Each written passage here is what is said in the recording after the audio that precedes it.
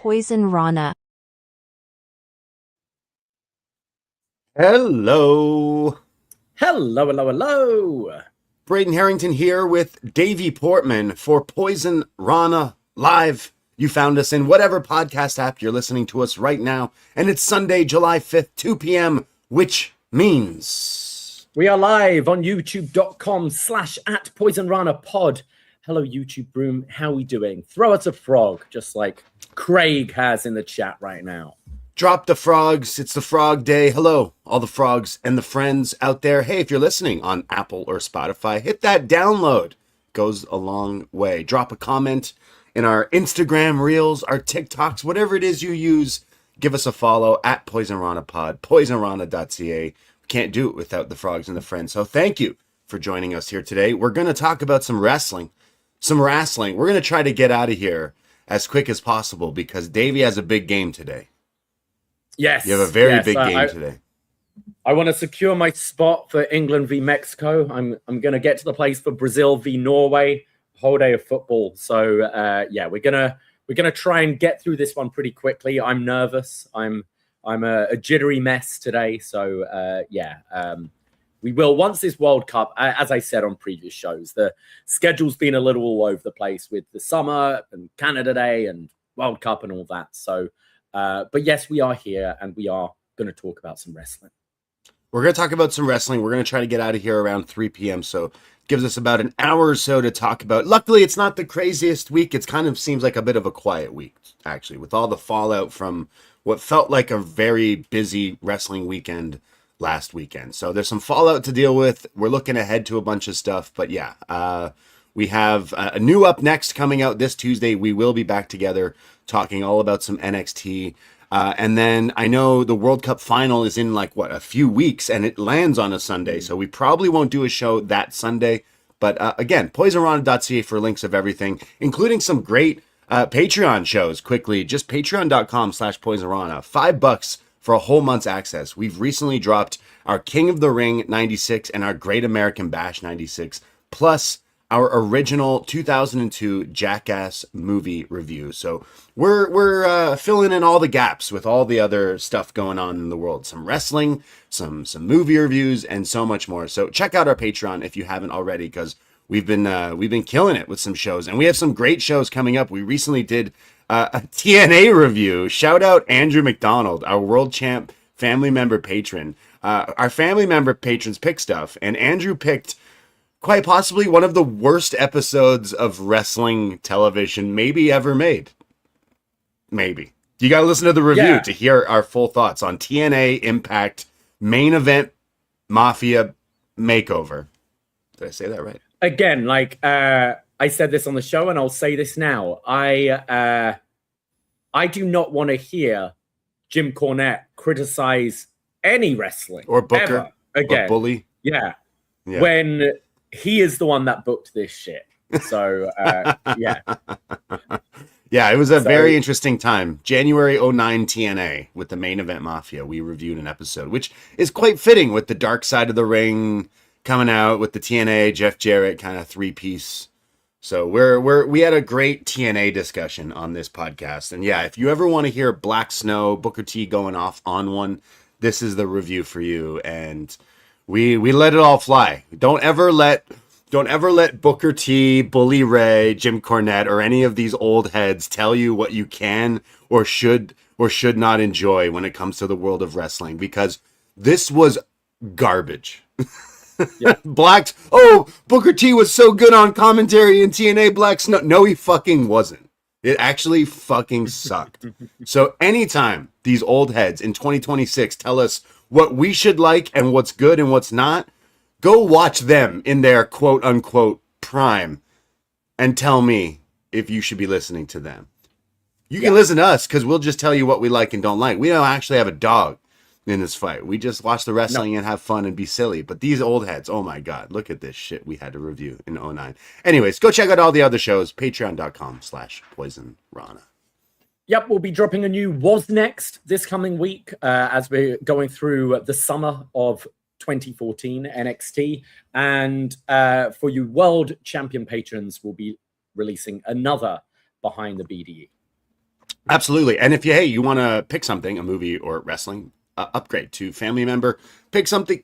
We'll have you on the show and you can talk about wrestling, movies, whatever it may be. But again, thank you, all the frogs and friends. We can't do this without all of y'all, and hope you're enjoying the summer, Independence Day, Canada Day, the World Cup. It's a good time to be alive. So hope wherever you are, you're enjoying this this summer. Where do you want to start with the world of wrestling today? Well, I think because it's going to age very quickly with the match happening tomorrow, I think we should start with some WWE, with the big undisputed WWE Championship on the line. With Sami Zayn taking on Cody Rhodes tomorrow night on Raw.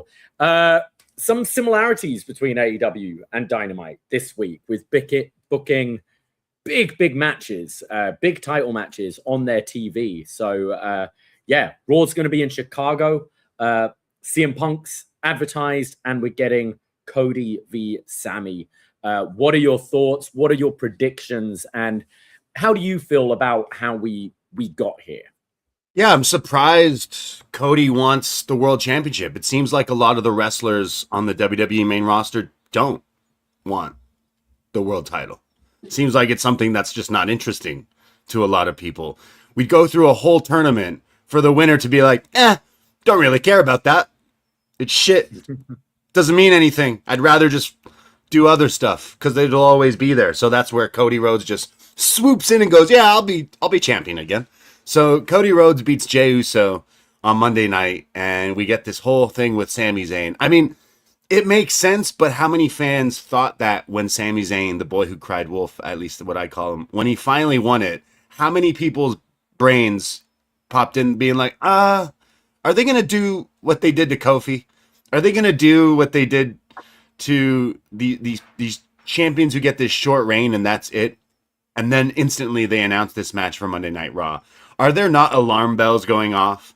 Brock Lesnar being scheduled on the same show, possibly? Like, could they weasel in some sort of Cody gets attacked and Brock gets his title shot and somehow Brock is like, it's WWE. They could totally do some fuck ass shit like if that makes sense. Like, am I crazy for my brain went, hey, could Brock take Cody out and just beat Sami? I know that sounds crazier, but crazier things have happened in WWE.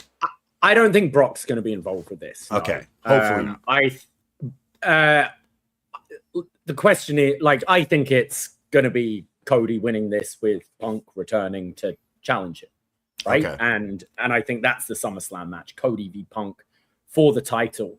Now, there are more interesting things for me. Like, does Cody and Punk necessarily need a championship to be involved? Could you have Punk come back as a heel, cost Cody the match, and it builds that? But Punk turning heel in Chicago seems a little odd.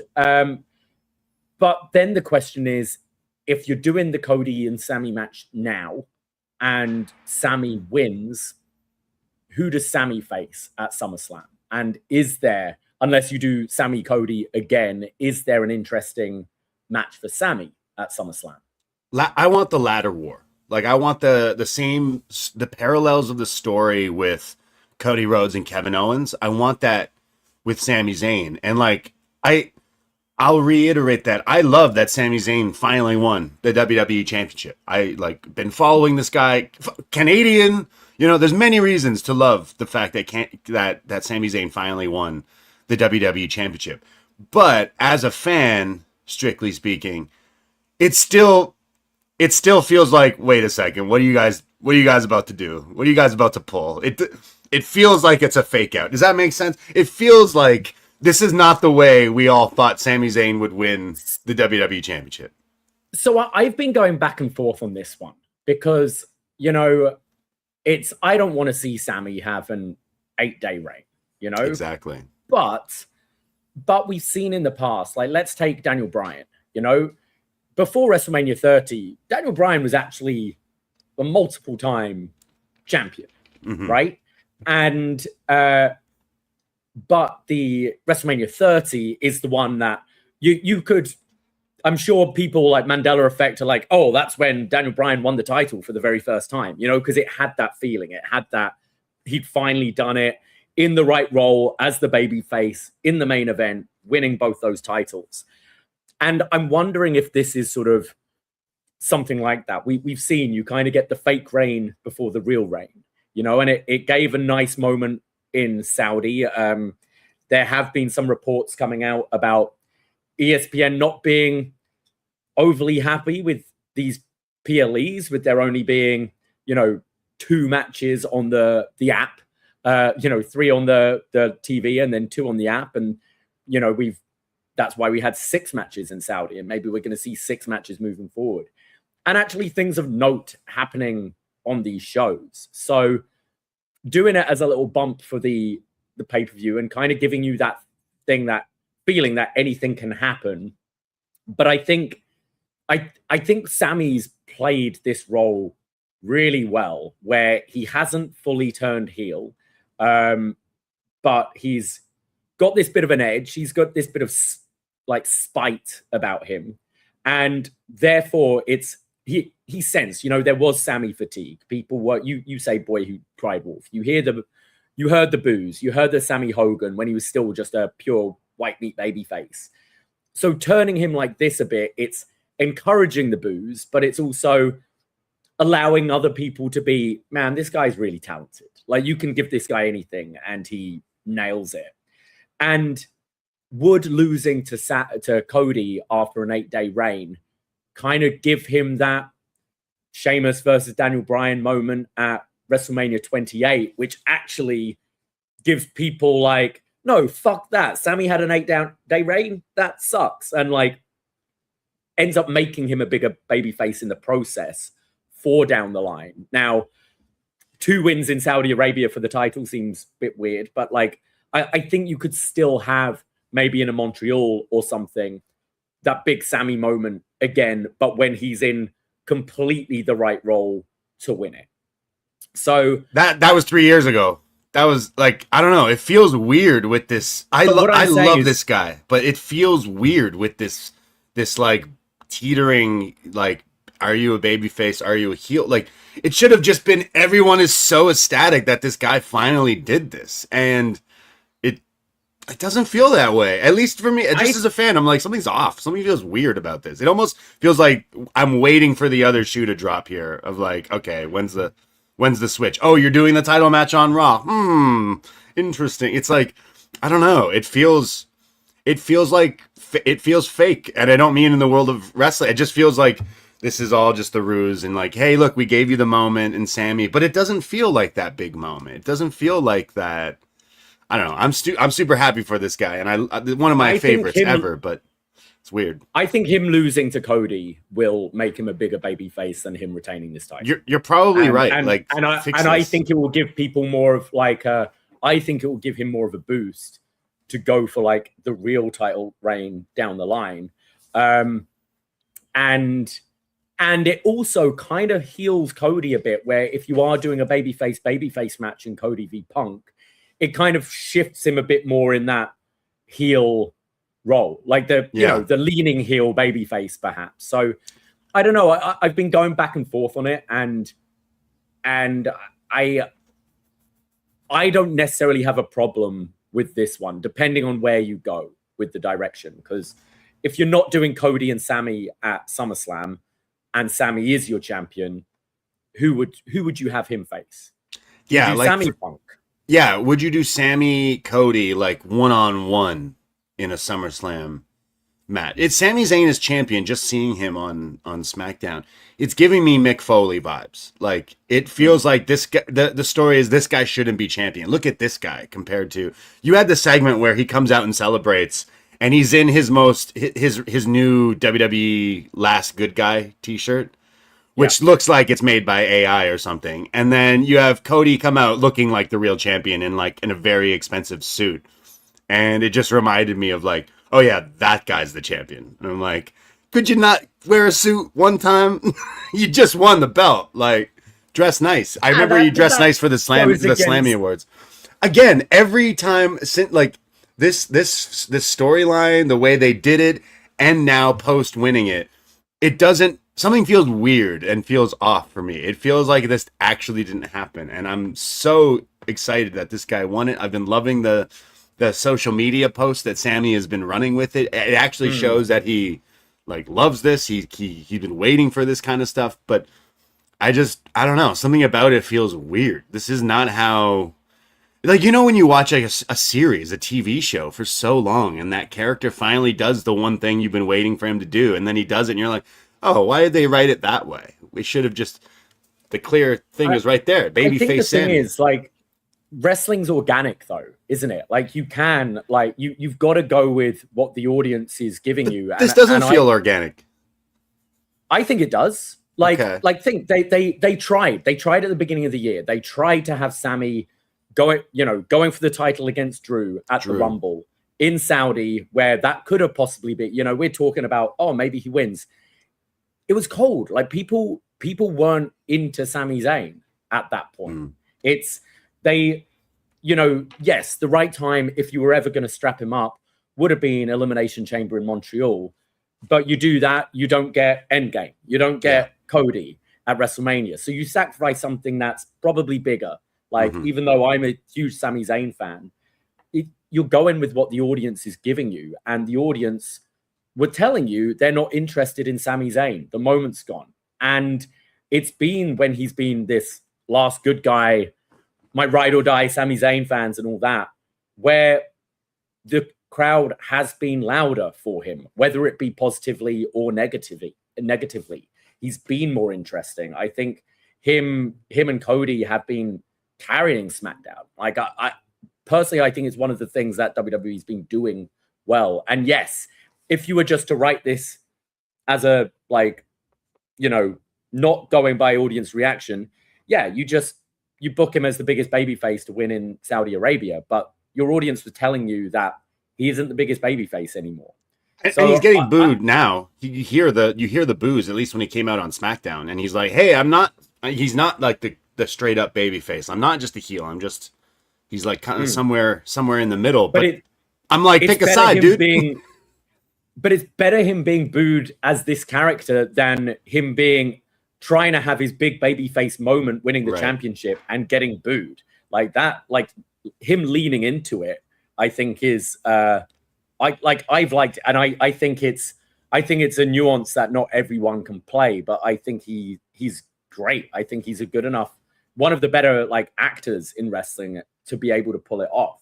Like, I'm not super high on WWE, but Sami Zayn winning the WWE title, I'm like, oh, I gotta instantly see what they do with this storyline. Are they gonna go forward? Is it gonna be a Darby run?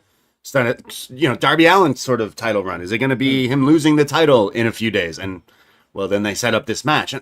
I don't know. I watched the segment with Jey Uso, Cody Rhodes, and Sami on SmackDown.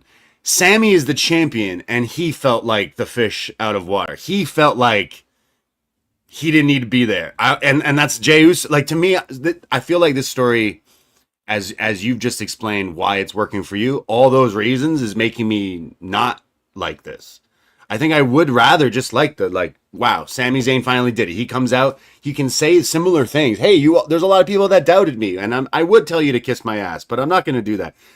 All I need is him to be like, yo, I've worked real hard for this. Look at my career path here, and you people stuck with me. Instead, they're dancing on this thing. He looks like some guy off the street. Cody Rhodes is sitting there with his suit. I'm like, why is he the champion? He shouldn't be the champion. No way. So, like, you have taken the Sami Zayn fan from all these years, and now I'm like, do we need to do this right now? Honestly, you should have had Sami, in hindsight, beat Drew WrestleMania time, because the path to this championship has been really muddied with the Drew, and then we went to Randy. No one gave a shit about Sami then. People are giving a shit about Sami now. Like, I don't know. I feel like I don't. What I'm trying to say is, like, as someone who always has, he's finally done it, and I'm like, yeah, I actually don't care.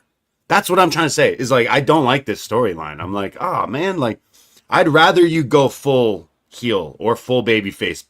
Stop putting the toes in the water and seeing if it's like, oh, should he be like?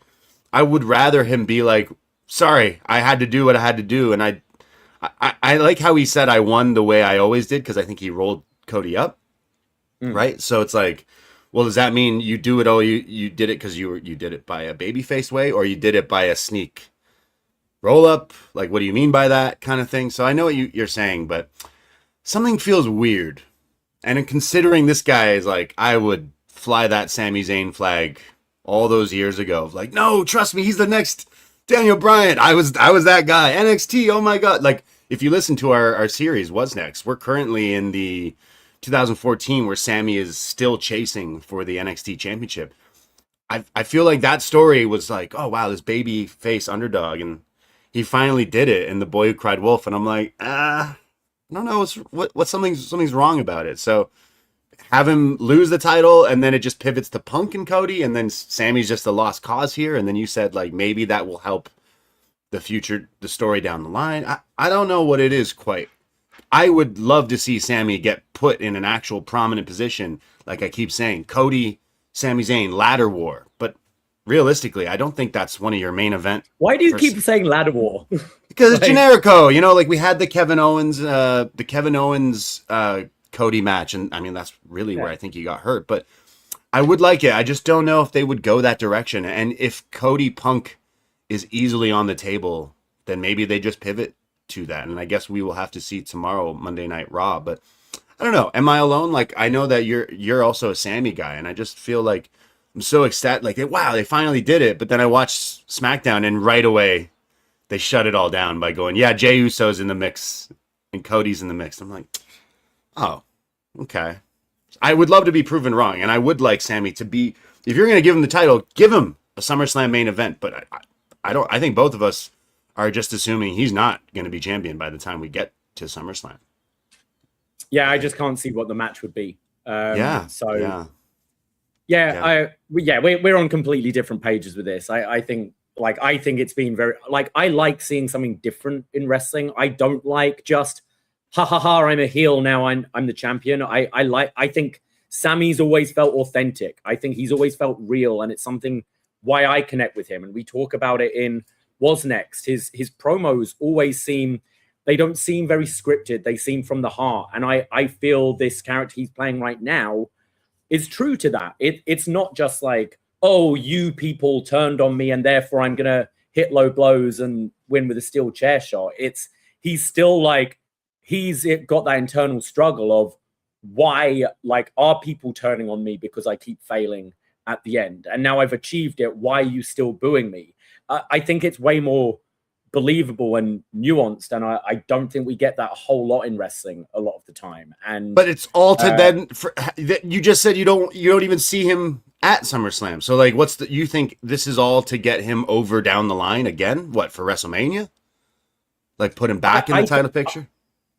I think him losing to Cody will make people I think it will make him a bigger babyface because I think people will be pissed off. Like you saw it when Daniel Bryan as a heel lost to Sheamus in like 13 seconds. Like that was the moment that made him a bigger star. You know, if he had a 20-minute boring match with Sheamus and Sheamus won, would you be getting the yes chance the next day on Raw? Maybe, maybe not. Like, you know, talent always somehow gets to the top. But like, I think it's more interesting storytelling than we've had for a while. And yeah, like I think Sami as a babyface winning the title, that's the feel-good moment we've always wanted to see. But we're not there anymore. We're not there. And like, it would have been a wet fart him winning at the Rumble. No one gave a shit. Like that match was so quiet from the crowd. It was so quiet from the people at National at our watch party because people didn't care. People didn't care about Drew being the champion, and people didn't really care about Sami winning it. And I think now his like new character has kind of authentically got over, whether it's you booing him or cheering him still. And I think him dropping in 8 days is going to make people feel like, man, Sami deserved a bigger run. And I think you can then build for that. Like, as I said, you've had those fake runs before, multiple times. You've had the little run before the real run. And maybe that's this. Maybe, he can win the fake Roman title down the line and have a bigger run with that. But still, it's at least he's had this moment in his career. And I just think you've got two championships, but one real championship. And it's difficult when you've got your Codys and Romans to really go with a Sami. Like as I said, Montreal would have been perfect, but you'd have Yeah. fucked up a lot of other plans if you did it there for that moment, ending that epic long reign. And then, you know, WrestleMania 40 is completely different and all that, or 39, or Yeah, whatever no, way around it was. I totally get it. It's just, yeah, I do feel like it was too late. Like, that's how just I feel. I feel like that if I watch it, like I said, compared to a TV show or a series, it's like, oh, well, you finally did that turn, or you finally did that in the story. You probably should have done it 3 seasons ago. Is kind of maybe I see the criticism, and just talking to like other friends and fans, and I just kind of think I maybe fit in that same category. Yeah, of course you shouldn't have ruined the whole Cody Rhodes and Roman and stuff like that, but the guy seemed hotter than any character, and right now all the fans are just discussing, when's he losing it? Is it this week? Is it 5 days? Is it like this reign isn't gonna actually go to the pay-per-view? It's like everyone just assumes that. So maybe the story is there, where you think the fans are going to turn on him again. Oh, he's just going to lose the title on Raw. Well, then he doesn't. Okay, well, he's just going to drop it to Cody. And I don't know, maybe there is something you could stretch this out. But I just feel like as a fan who could not wait for this moment to happen, and then it finally does, I'm like, oh, okay, it did. I'm like, there's something to be said there. There's something, you know, they could have done it a different way. But you saying you're interested to see where it goes. I am interested to see who is wrestling at SummerSlam for the WWE title, and it's probably not going to be Sami Zayn, unfortunately. But we could eat these words. We're recording this Sunday. Tomorrow's the match on Monday Night Raw. Who knows? Like I just don't want them to do some fucky thing. I joked about Brock and everything, but like, it's WWE, you know. We have VMK in the chat saying, just keep away Cody Rhodes from the WWE title for at least 5 to 6 months. Please let CM Punk attack him on Monday, and then Cody versus CM non-title story. I think you're getting that match at SummerSlam, whether it's for the title or not, is another. Well, why would he want to fight Cody for nothing? Why would he want to fight him for no title at all? Right? Like, that wouldn't make any sense. The last time he was there was the Monday night after Raw, right? And he's like, basically was like, well, I lost to Roman, but I want, you know, we need to wrestle, and you're a champion, is pretty much what he said. So why would he come back to fight a non-champion? Is kind of silly. So that makes me do Sami versus Punk. There you go. Corporate There's history Punk there as well. Yeah. Right. Yeah. Sure. Book it. Let us know. What is the main events of SummerSlam? We know one of them. Well, we kind of know both, I guess. Right? After Raw. Yes. We also had Oba Femi essentially relinquishing his title shot, because titles will be around forever, but Brock Lesnar won't, and he wants Brock in a Hell in a Cell match, which has been confirmed for SummerSlam.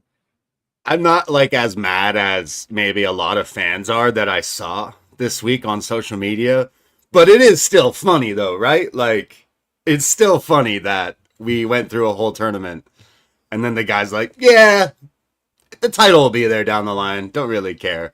Like, it doesn't actually piss me off, because like the whole tournament we were all discussing, especially me and you, like, yeah, but how do we get back to Brock? Well, clearly they didn't figure that out either, and they just went, this is how we just tell him that he still wants Brock. Like, why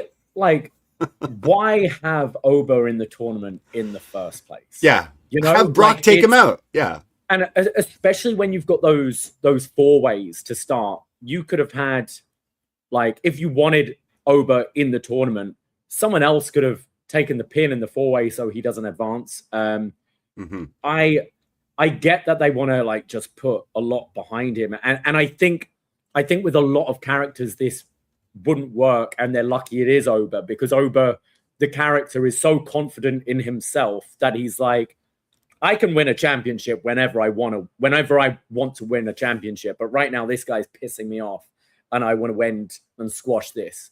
So it does make sense for his character, but it's just lazy booking. You know, you've got Seth Rollins challenging Roman Reigns. You could have just had Seth win this King of the Ring. Absolutely. You know, absolutely. To go. Yeah. And you didn't even need to put Oba Femi in this in the first place. You could have.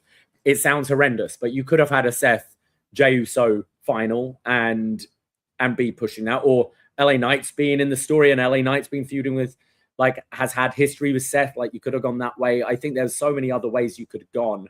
And this is, whereas I'm like, I'm crediting the Sami storytelling because it is a little different. And I think there has been a logical through line with it, whether it's you like him winning as a heel or not. Like, there has been character development and story beats, like the stuff with Cody's been going back for months.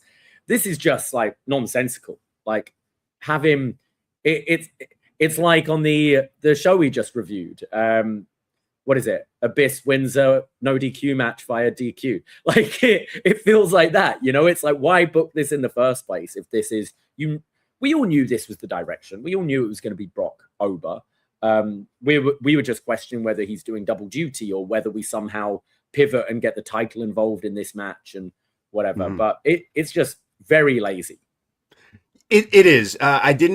It's funny because, like, Brock comes out and interrupts Oba, and then Oba's like, okay, you know what? Fuck the WWE title. I want revenge on you from Italy.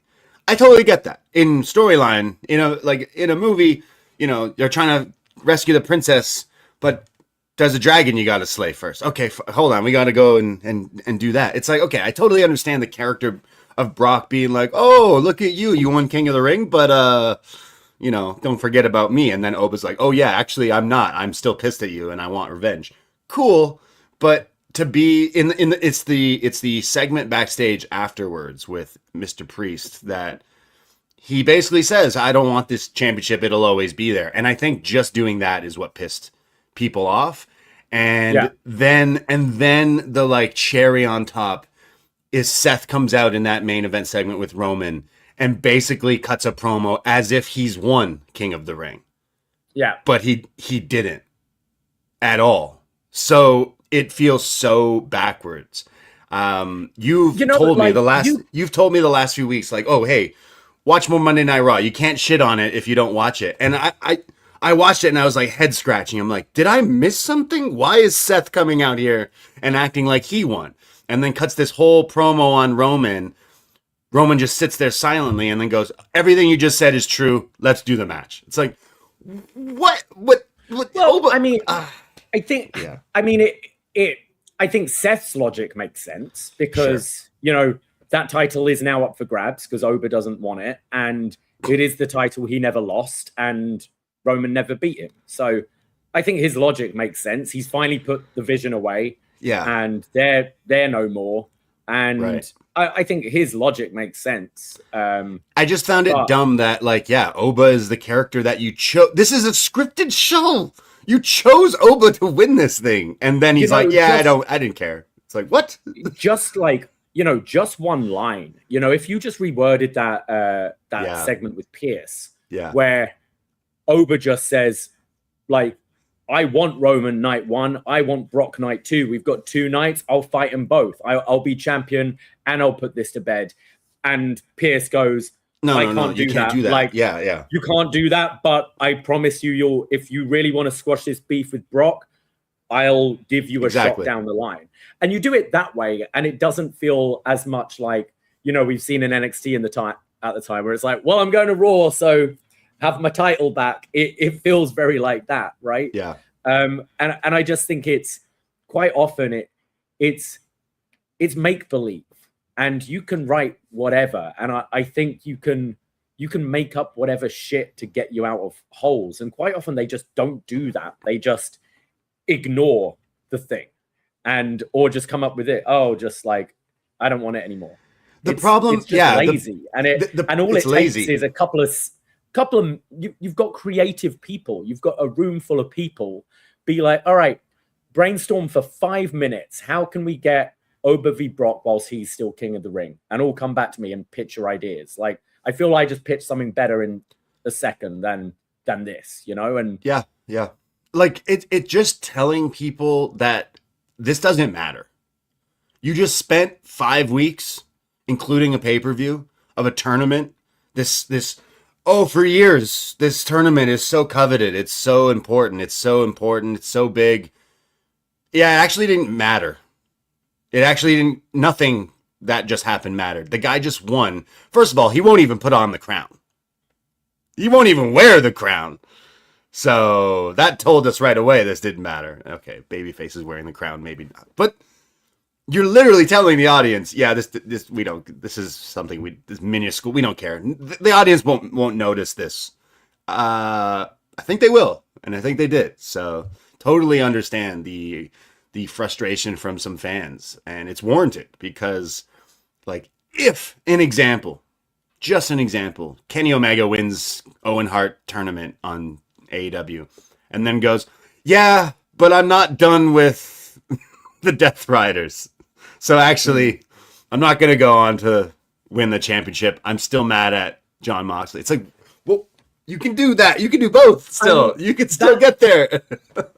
Like in the past, that's what your, like, you know, No Way Out. No Way Out. Or Fast Lane or whatever. Yeah, That's what that was for usually. It's, you know, Austin, although Triple H ended up winning that match, which didn't make sense. But yeah, Austin's going to WrestleMania, but he's been feuding with Triple H and needs to put that to bed before he can focus on exactly. it. You do it just before it, don't you? Yeah. It's like the people who wrote this week's or this whole storyline, like, it's almost as if they don't watch wrestling or they haven't, because it's like, they won't this throwaway line about the title, they won't notice that.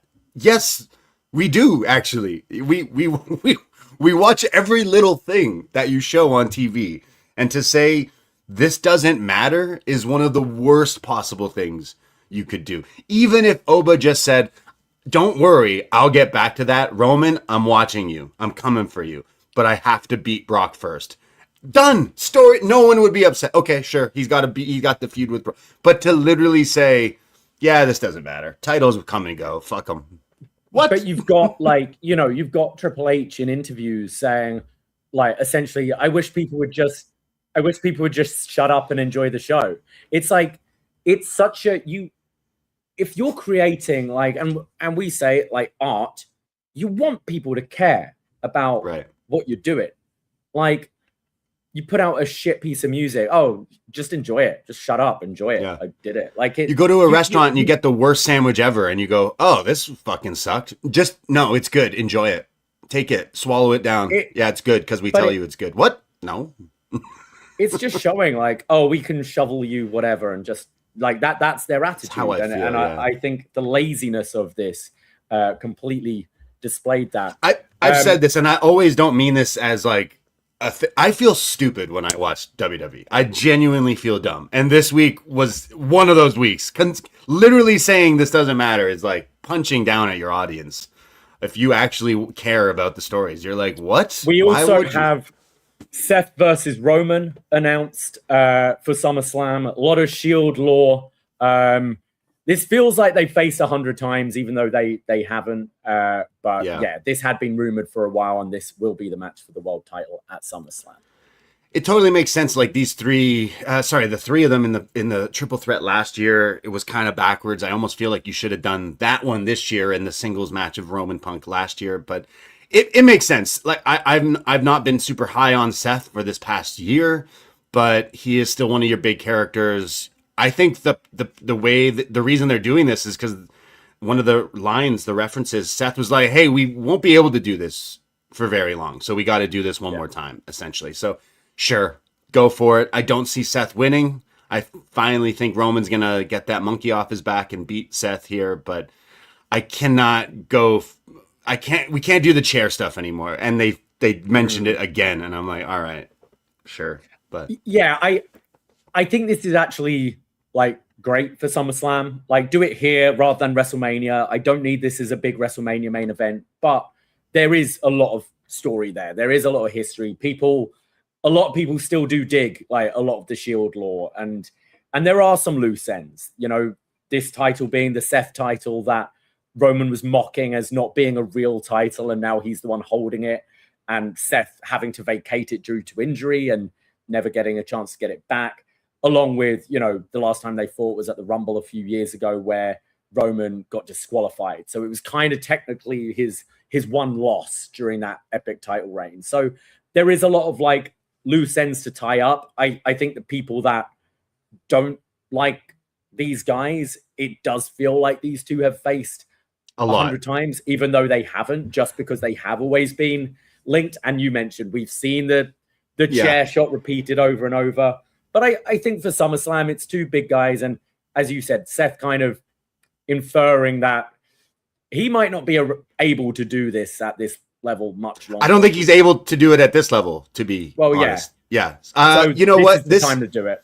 Like, I agree with both sides of this. Like, if you're someone who's like, oh, we've seen this so much, it's like, yeah, but like, we still kind of haven't.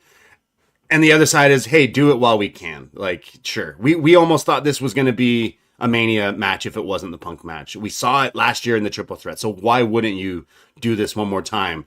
The other side of this coin is how I view it. The chair shot that they keep referencing was from June 2014. We're talking Obama was president, and this guy still can't let this go. It's like, man, I think you might have to, brother. I think you might have to, unfortunately, let it go that your friend turned on you in 2014.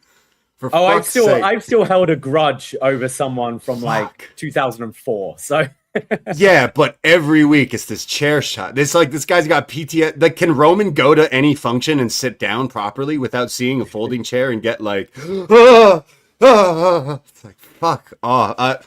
Look, this is the match to do, but I like, what's it? It's gonna be a 3.5 star classic SummerSlam weekend. Can't wait. Yeah, I would love to eat my words. A lot of story.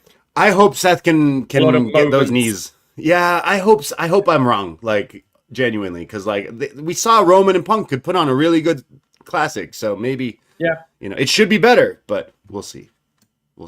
Well, on the other side, we've had some big matches announced for Beach Break in AEW, where we thought these might be redemption matches, but yeah, let's go right to the main event. MJF versus Kenny Omega, and if Kenny Omega loses, he can never challenge for the AEW title again. This felt like the most WWE story on AEW TV with Dynamite. It starts with Kenny wanting this match after what MJF retains against Briscoe, and we have this whole long episode story arc of like, what is Kenny's decision?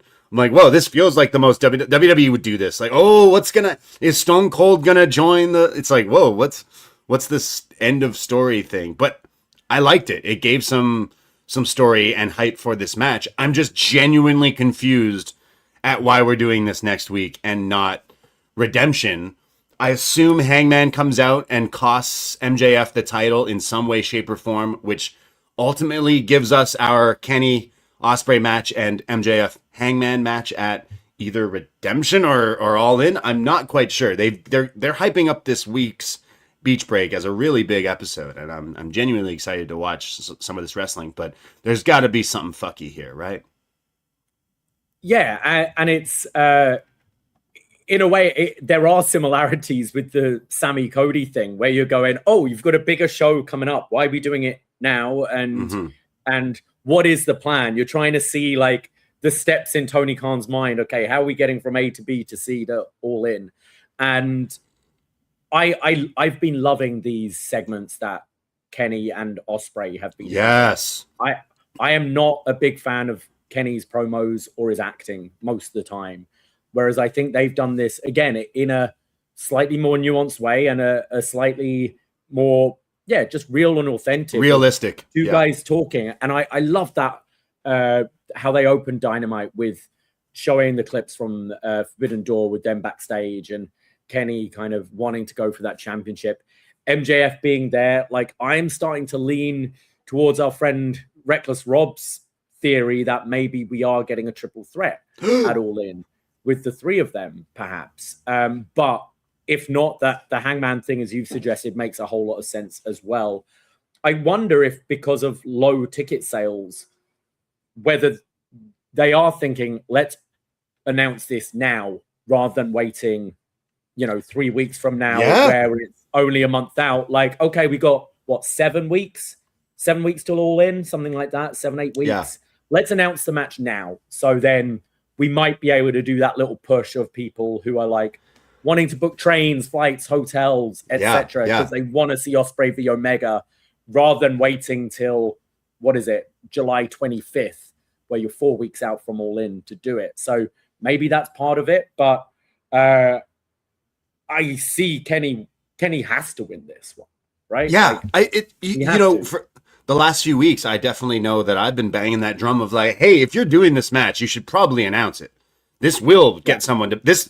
If you announced this 2 months ago, now I have booked. I am all elite. I am all in. But like, if you were to announce this, I know you can't because of storylines and stuff. But I genuinely think this is a match that would get people out of their houses and go. Like, we've seen it twice, and we want to see the third. So like, I totally think this is the match to get me to want to go to this stadium and watch. Like I've always said, wrestling is great. It's a TV show that if they hook you good enough, you can buy a ticket to go watch it the next episode. You know what I mean? Like if they hook you on something so good, you can go to the series finale and see it live and be part of it. That's how fucking cool wrestling is. So if you say Ospreay, Kenny, last time, third one, the rubber match for all the marbles in a stadium, yeah, that sounds great. I love the stuff they did this week with the promo segment with Ospreay, Moxley, Kenny, and MJF. Like triple threat, we're talking fatal four-way here.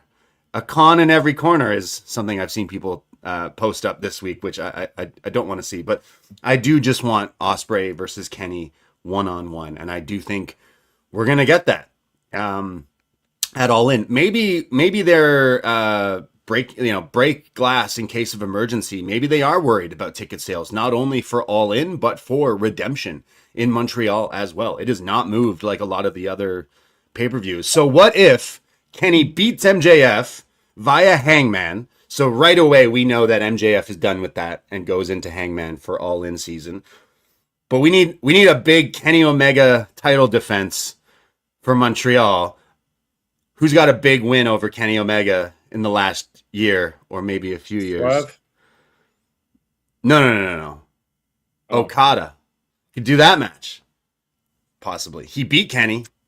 I'm thinking they need to announce stuff for not only All In, they need to announce stuff for Redemption. Because if they're not moving tickets the way they have, you need to tell people, hey, you got some big matches. And I think most of us were just assuming it's Kenny MJF. But the way the story is going for Wednesday, I think Kenny's going to be champion going into Montreal. Maybe it is very weird they're doing this. And now could you have the one thing I think you could do is Kenny wins via DQ and therefore doesn't retain the championship, but gets that match at Redemption. At Redemption. The problem is, like, in a way right now, this makes Redemption less appealing because you kind of know it's going to be a lame duck defense for Kenny just to get that win. We know what you know what the All In match is, and I think really this should be,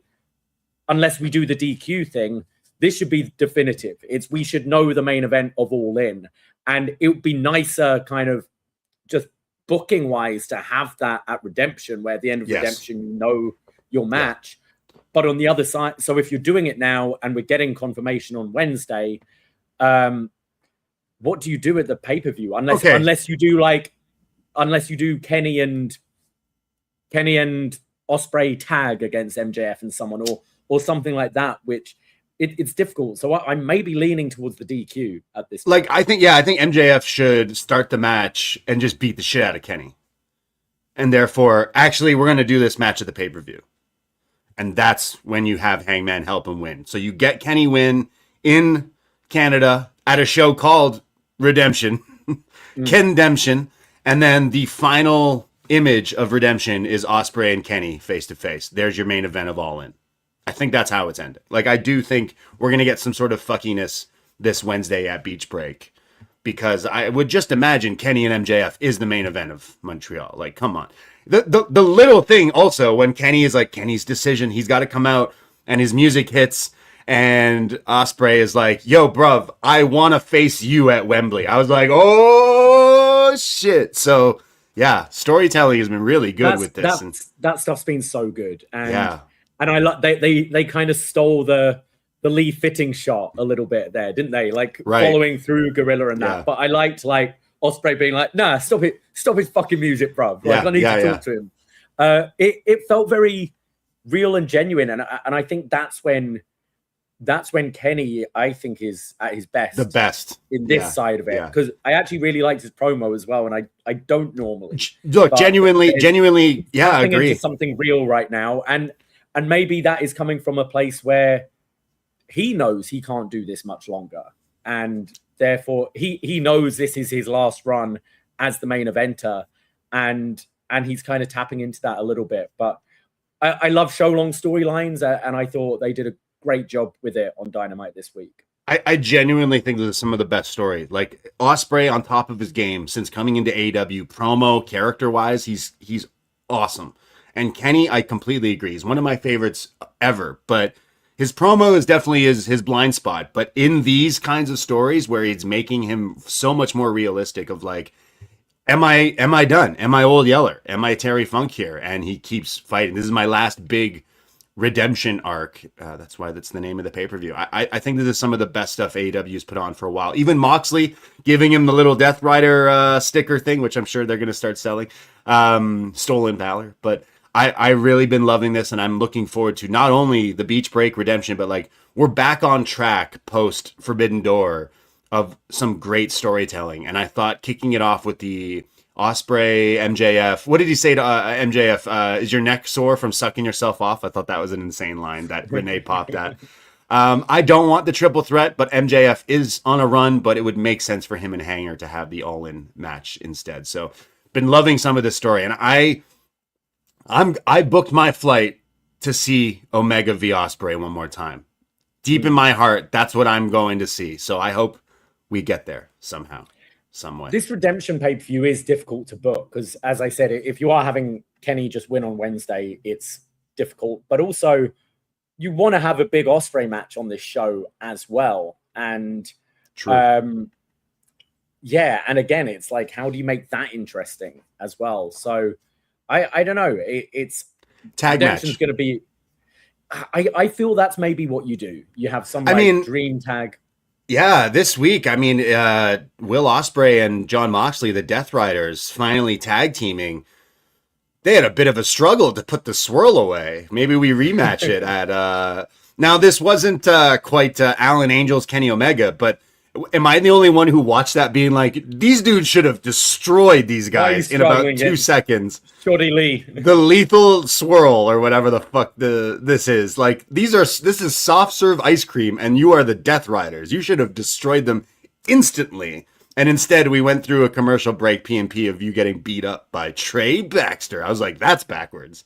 That's wrong. We should not be doing that. So maybe we still do Moxley Ospreay at Redemption. I don't know how.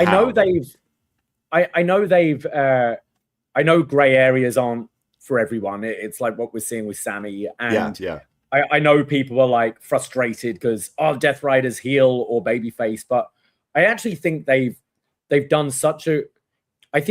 a great job of making Jon Moxley's mission statement make sense, which is just he wants to bring the best out of everyone. He wants to see people dig down to like their guts, to their last breath to fight for this company. And that means he'll cheat. Like Death Riders will cheat to get that out of you. And like I'm watching Collision and I'm just watching like Garcia cheating, like Pac and Claudio are tagging and they kind of cheat to win and Garcia's flipping off the crowd. And I'm like, this is kind of backwards because I'm watching Moxley and Ospreay in the same faction as this great babyface team. But I think if you like look carefully, they have done a good job of explaining why they do this and why they cut corners. And it's to get the best out of people. I can't remember whose take it was I saw, but it was basically the Bandito Moxie match at Forbidden Door. Like Moxie started getting dirty when Bandito was pissing around with flips and poses and stuff like that. And he's like, no, fuck you. I'm going to beat the shit out of you. And then he earned his respect because he was able to fight through that. So I think they've done a real good job with that. I'm interested to see if they're going to have Mox turn against Will eventually, if that's going to be for redemption or if that's a post all in thing. Yeah. Or maybe we don't go there quite yet because there's fun to be had with this version of Jon Moxley right now. Yeah, I like this version better. He seems babyface again. People are enjoying to go to the shows and like him, even though his crew are bad guys, but he himself just wants the best for AEW. Yeah, I don't know what Moxley's all-in match is. I don't know what his redemption match is. I don't know if we're getting Mox Will in Montreal, but what about Kyle Fletcher and Konosuke Takeshita being advertised for free TV? This is a match, I think deep down, the match I've secretly been waiting for just to see. And they're giving it away on Beach Break. This has to be some sort of fuck finish to get the real match in Montreal, because deep down, I just want to see this match in person. Like, these are probably the two best actual wrestlers right now when it comes to being inside that ring, and I cannot wait. I'm feeling, as someone who's going to Montreal, I'm feeling a little robbed here, Tony Khan. Why are you giving this is the worst. This is such a stupid sentence. Why are you giving this away for free on TV when I've been waiting for it in person for the pay-per-view? But it has to lead to the match, I think. Also, I think so. He does this a lot, doesn't he? Yeah. He gives you the match on TV to lead to the pay-per-view. I think that's exactly what this is. It is on TV. They do the 20 minutes, don't they, for titles, I think, usually. Oh, so, but this is not the... but they still have time. All the titles still have TV time limits. I think it's 30. I think Continental's 20, and I think this is 30. So you could maybe do the draw on Beach Break, or a fuck you finish Don Callis bullshit, you know. Yeah, exactly. Well, I still completely see this match happening at Redemption in Montreal. I hope so. Like, honestly, like, this is the one I've been waiting for. Like, these two have been great as characters who are friends, but now the fact that they did the big turn, which I still feel like they kind of dropped off on how nasty that turn was, and we're going to the story, but genuinely, this is the match I've been waiting for. Like, I cannot wait to see what these two do. I haven't seen that fire from Takeshita, and I know that it's difficult because it's not like he can go out there and cut a fiery promo in English, but for him to just be hanging out with a conglomeration. Yeah, I don't like that. No, you're a champion now.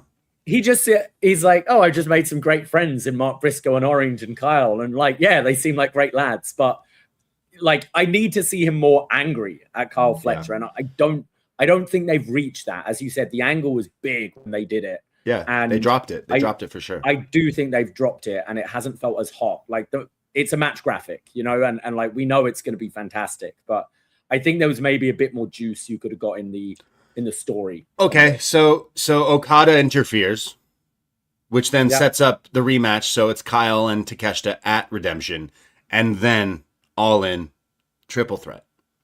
Okada, Fletcher, Takeshita. Like, come on, those are going to be some. You could have matches. You could do it the other, like, maybe this title flips back to Fletcher, due to Okada interfering.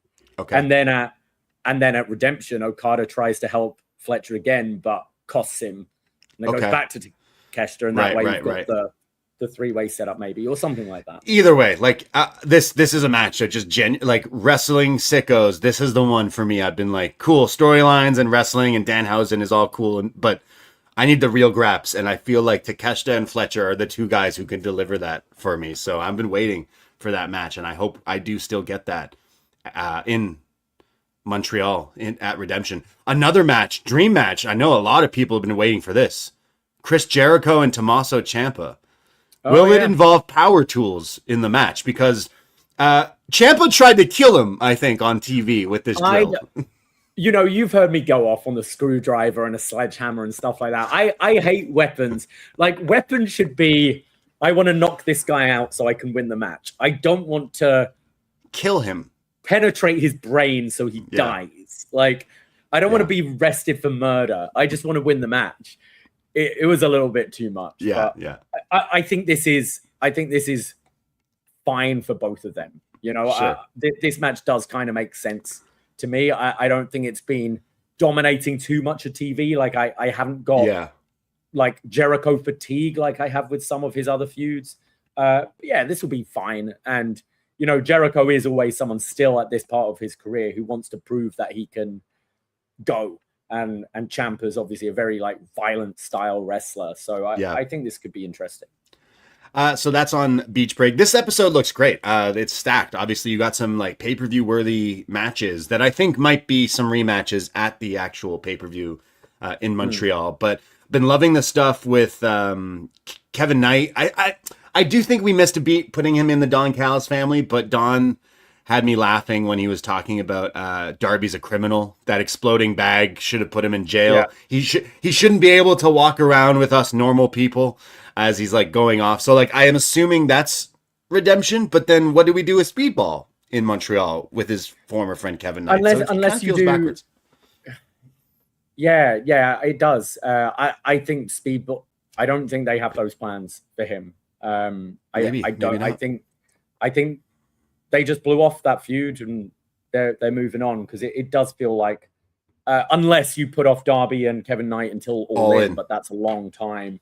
But I've been enjoying that. I've been enjoying the stuff with Andrade. I thought him and Brian Cage was pretty fun on Collision. Brian Cage, great time for him. He's in the Spielberg movie, which I do have to check out. But he's wearing those giant pirate pants. Yeah, he looks like. How is this possible that Brian Cage looks like he ate Brian Cage when old Brian Cage looks like he ate like 6 different Brian Cages? Does that make sense? Yeah. He just looks even. He looks. It's scary how giant he is. But I love that drill claw. That Steiner screwdriver is one of the sickest finishers. And where do we? Is it Andrade MJF non-title or no? MJF's got a title match. So what do we do with Andrade? When do we get to that match? What's Andrade's path right now? Everyone's beefing with Don Callis. You could do Andrade Okada at Redemption. Ooh, okay, that would be interesting. That's a crazy match. I was going to say Kevin Knight, but obviously he's tied up with Davie. Yeah. I think this has been Andrade's best run of his career, easily. Absolutely. And I think just this, we groaned when he joined the Don Callis family, but you can't deny it's worked for him. Like him being kind of the charismatic babyface heel of the group that just leads to him leaving.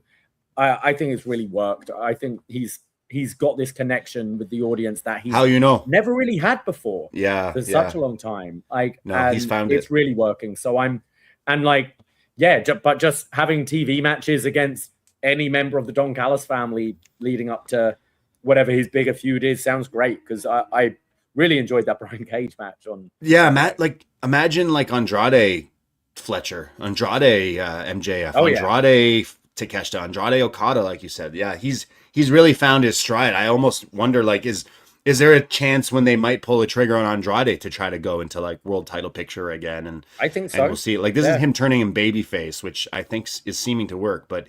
He's a great person to have on your roster because ever since coming back, this is my favorite version of Andrade, hands down, like night and day to anything else. Okay, maybe that one Gargano match in NXT, but like really, he's been killing it lately. Yeah, best version of him. I've been loving a lot of the stuff with AEW this week. Forbidden Door was an amazing show, but I selfishly, as a fan, wanted them to get past it so we could get back on track, and we've done that right now with these stories with Kenny, MJF, Ospreay. Like they've done a really good job of making me want to tune in and see what they do next. And we are lucky enough, selfishly enough, humble enough to say that we're going to the next 2 pay-per-views, but I'm genuinely excited about that because like we're going to get some great stuff from both of them. So yeah, I'm excited on this road to All In. On the women's side, you had Shida win the Survival of the Fittest, becoming the new TBS champion. And we had the vignettes for Willow's return. Is that a match you see at All In? Yeah. It sucks because she got injured, but then I guess she's okay to come back. But then like you almost wish that you didn't take the title off her or whatever. I don't know. Shida's not my favorite character, and I know they're trying to reheat her up with this. It's not necessarily working. This match was fun, but I think she's going to be losing this to Willow down the line again. Unless like. I did like in Willow's video that they brought up when she won the Owen, she didn't get a shot at the title. And I don't know when she's returning, but I wonder if you fast track, it would be a shame to pull Tekla out that match. But right now, Tekla Mercedes is heel versus heel. Tekla on Collision still doing the Stardom stuff. I wonder if Willow comes back to get a match because she's kind of owed one, beats Tekla. Yeah. You get Willow and Mercedes, and then maybe Kyrie coming in on behalf of Stardom to face Tekla. And you have that as a non-title fighting for Stardom. Maybe that's some shifting around we could do. It's a shame Tekla, after all her work, won't be champion going into All In, but still with a huge match against Kairi Sane. Okay, so there could do. This Wednesday is the Casino Gauntlet, and the winner faces Tekla at Montreal. So you could potentially have Willow win that, if that's what you're saying. Yeah. But I think it would be backwards, because then Mercedes versus Willow, right? But they've got all the history, right? Yeah, you've got Mercedes beat Willow in the final last year, and Willow won the TBS title from her. There's history between them, and they're two big names. And then you got that would explain why you're keeping Mercedes as a heel right now. Big heel Mercedes against big babyface Willow, giving Willow her moment.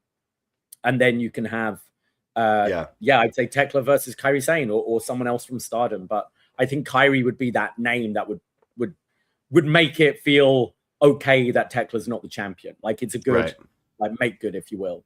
Yeah, no, it's not a bad idea. And I think Willow, it was a misstep with the injury. It sucks, but hopefully they can bounce back and have her be part of the stories and All In and everything again, hopefully. But been loving the stuff. Hopefully we get some big match announcements after this week's beach break, but genuinely excited to see some of the stuff this Wednesday. I know I'm gonna come over. We're gonna have some of the boys over to watch, because it feels like a bit of a mini pay-per-view before the pay-per-view, before the real big pay-per-view. But again, any fans, listeners out there who are attending Montreal or All In, we will be going to both shows. We'll try to do some sort of hangout or meet up before or after the shows, but DM's always open, and I'm sure we'll announce something going forward. But very excited for the next few months of some AEW pay-per-views with some great wrestling. But there you go.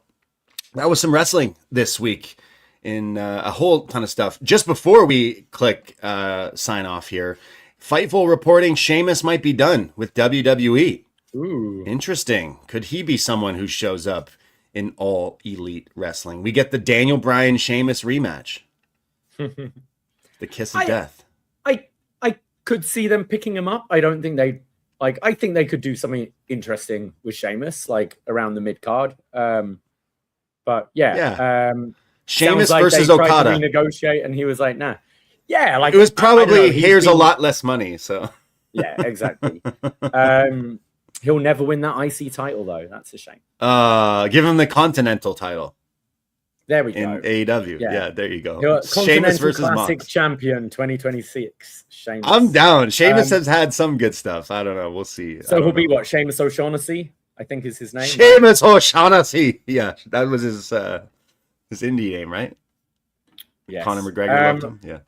Well, we'll be live on Post Wrestling at 10:05 p.m. on Tuesday. I'm pretty sure we'll probably dedicate the first little part of that show talking about Cody v. Sami and whatever Punk does on Raw.